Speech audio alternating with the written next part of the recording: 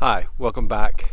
Wanted to do a little quick garden tour midwinter. The mess that's the little tiny greenhouse. The mess from fall. Some stuff got put up, some didn't get cut back. But that's the reality for a lot of us, right? And then kind of a little burnout towards the end of fall.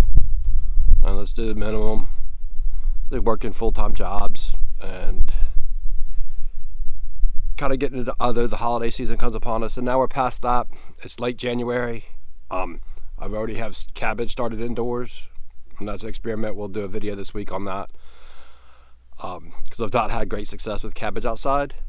So I want to start it really early to try to get it in ground, and further along it'll be like in 4-inch pots by the time it goes in the ground in March. And maybe I can get cabbage to head up in nice sized heads before it gets too hot later into May. So that being said, let's do a little garden tour. A tour of what's growing inside the greenhouse right now, the mess that is the greenhouse, and the stacks of pallets I picked up yesterday that I got a ton of projects in mind to do with. You never have too many pallets around if you can find them. So let's take a quick look. Garlic is doing okay. Really curious to see how it turns out this year. We've not had the cold that we've had in the past. I do have some soft neck and hard neck varieties this year. Last year was 100% Polish hard neck, and that's what this row is. There's 3 rows, small rows of that, plus some soft neck varieties. Some have come up, but I did wait until December this year to plant. Last year I planted, the season before I planted before Thanksgiving. And by this time of year, they were already 1.5 feet tall. So I'm kind of happy I haven't got a lot of spring, early growth on them. So be real curious how the garlic turns out this year. I got to get out here and weed the strawberries.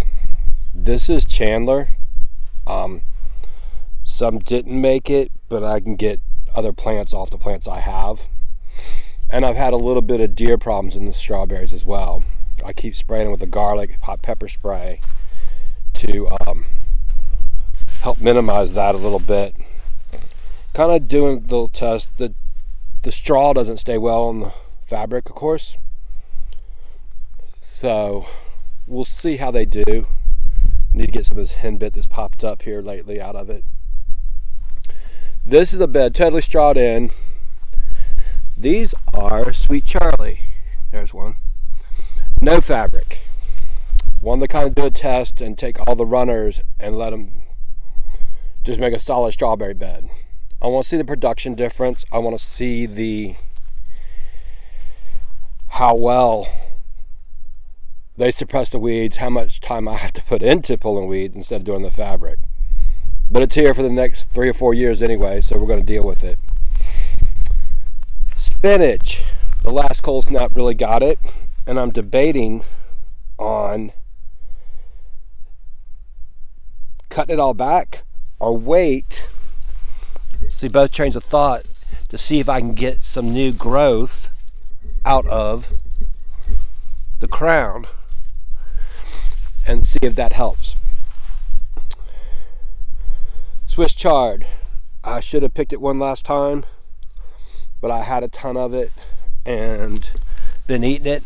I'm going to kind of do the same thing here to see how whether it tries to come back for me or not. I'm not sure if it will, but we'll find out.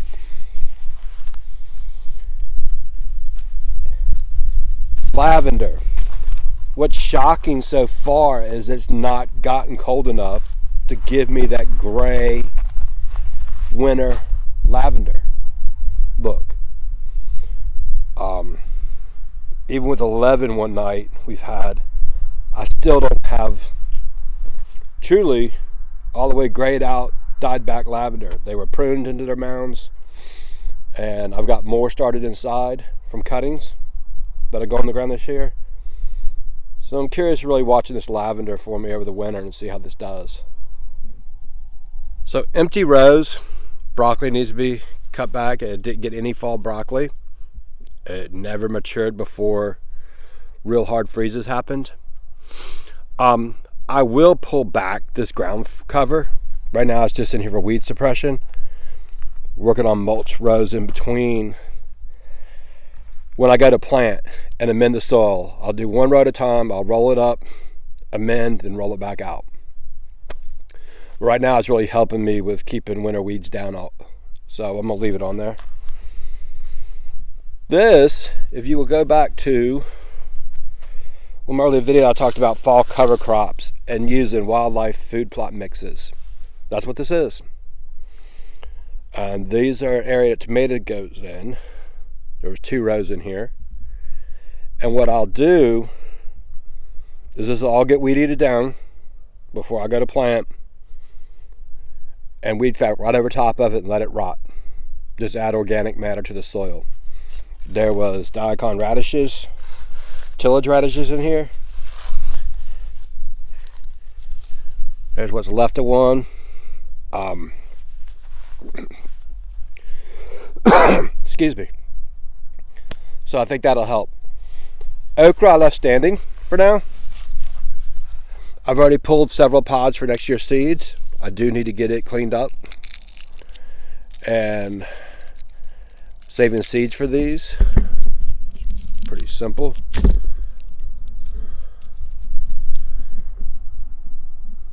So the focus. So I have enough pods put back to have enough seeds for next year. I've already picked. If I need more, I'll grab these. I'll get them opened up here soon.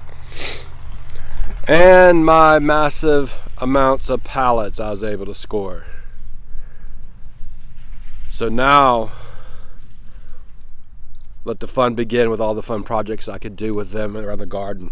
One of them is to make a 3-bin composting station, larger than what I have now. I have not determined where I'm putting that yet, because once it goes in, for me, it's there for a while. So I don't want to get in the way of any future expansion I might have. So I'm still muddling that over in my head a little bit of where that layout's going to be. Because I do have plans for a 30 by 60 high tunnel as well. So I need to start laying it out. Not too close to the house, not too close to other structures, but close enough to the garden that it's easy to throw stuff in it. Close enough to the house, it's easy enough to walk stuff to it. So, little thought process to go into that. All right, inside the little mini high tunnel, we have first area here. This is just kind of experimental in here. I mean, I'll eat off of it. It's not enough to do a lot with. This is oak leaf lettuce. These are some radishes. They didn't germinate real well, but the seeds are pretty old. It's just some seeds I had laying around. Same thing with some baby spinach. This is baby leaf spinach. We'll see if it continues to germinate, but so far not a lot. Old seeds. Shocking. Now these are some beets. And there were old seeds I had laying around as well. Did okay in germination. And what I'm trying to determine with beets is we've not had a lot of success getting beets of any size. So tried them in here. I know the soil's good. I know the depth of the soil is enough for them. I know I'm having the cool enough nights in here. All the conditions should be pretty good. I'm able to water. So we will see how the beets do. Last is my favorite lettuce to eat, romaine. And these were actually new seeds that's given me pretty poor germination thus far. Now, I haven't give up on it because I noticed that little guy today, it wasn't emerged from the soil yesterday. So hopefully I can get all this to harvestable size, and I should before it gets too hot in here. And even now I'm fighting the heat sometimes when it's bright sunny and having to turn the fans on in here because it'll get up in the upper 90s, low 100s, even with it 40 outside. So dealing with that. We have a Cortland apple. So far everything's good, no dead limbs, everything's green. I will be dormant oil in these, put a dormant oil treatment on these in the next coming weeks, just as a preventative. These were planted this fall, so kind of got to baby them a little bit for the first few years, even after that, but they're doing well, actually. And this one's Gala, so 2 varieties. They are cross-pollinating. I will have to get in here and do some light pruning. This crossing branch right here, you can see that pretty well. That needs to go. So I'll do that. And then I have peach trees as well, doing pretty well. So I'm excited to continue to expand the orchard area. Started with just a couple this year, and I should be able to just keep adding to them and have some peaches. Peaches will probably have a few small ones this year. The apples are years away, but we can get peaches this year, and eat more and more every year. So that's the quick little garden tour for late January. Not much going on yet. Getting into some seed starting pretty soon, and we'll do some videos on that.